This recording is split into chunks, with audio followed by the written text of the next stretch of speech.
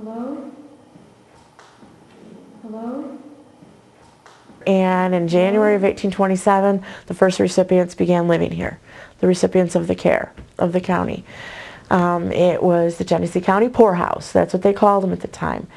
They brought in people who were paupers, that had no means of income, orphans, widows with children, because at that time, if a woman and her husband moved out this way, settled some land, bought a farm from the Holland Land Office, purchased that type of thing, and the husband died, and the woman stuck with 5 kids. She first of all didn't own that property anymore. She couldn't survive without the husband. You just couldn't, not in the wilderness out here that it was then. And they needed someplace to go, and this was where they were stuck going. One of the types of people that they had here back then prevalently was the insane, the criminally insane as well as just mildly insane.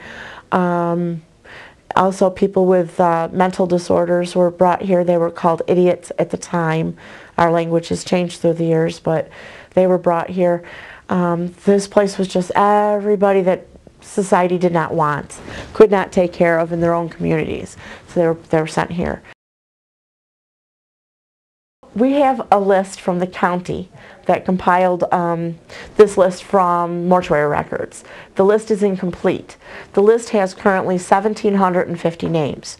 It does not include any of the staff that died here, and a lot of the staff lived here and then died here.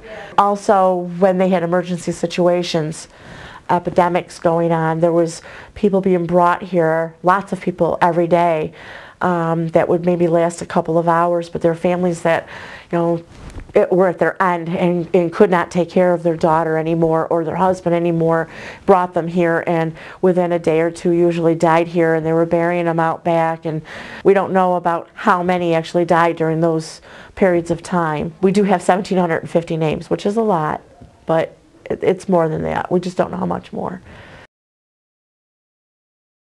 When I first came here, I didn't believe in ghosts at all. I thought they were just the stories I told around a campfire to my Girl Scouts, that kind of thing. But I soon found out differently. I went through a lot here alone, on my own. My husband didn't even believe me when I first told him. We got into quite a few arguments about it. I did question my sanity at one point, and then I thought, no, I know what I saw, and stepped back from it and said, okay, let me figure out what's going on, because I'm not going crazy. Then I started investigating with camera and tape recorder and tried to pick up what I could out of here. It was very difficult, but in 2004 I met up with other paranormal investigators, and one thing led to another, and the society was formed, and I had backing. I had other people that had been doing this for years, trying to track the ghosts and try to prove their existence or disprove a haunting, in whatever case that may be. And I was able to open up the building to the public, for the public to come in and do this. There was no other business in New York, no other place in New York State that was doing overnight ghost hunts. There was some places across the country, but there were very few and far between. So I did. 2004 we opened up, and we have not stopped yet. We keep getting all kinds of things out of this building every day. I actually had one that ran fingers through my hair like this, but that part I got used to. But yeah, hair tugs is very common. Especially ponytails on girls. Your hair stuck up in a ponytail and your hair will be tugged. Hoodies get tugged all the time. There's nobody behind you. You're going to yell at whoever's standing behind you and there's nobody there.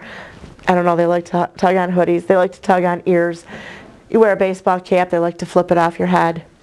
They have been known to take flashlights and just whip it right out of your pocket. Your flashlight could be in a deep pocket, and all of a sudden it just flies right out and it's on the floor, or some of your equipment. That's common. Touches, seeing shadow people, EVPs like crazy. That's the biggest thing we produce out of this building as far as evidence is EVP, which is electronic voice phenomena.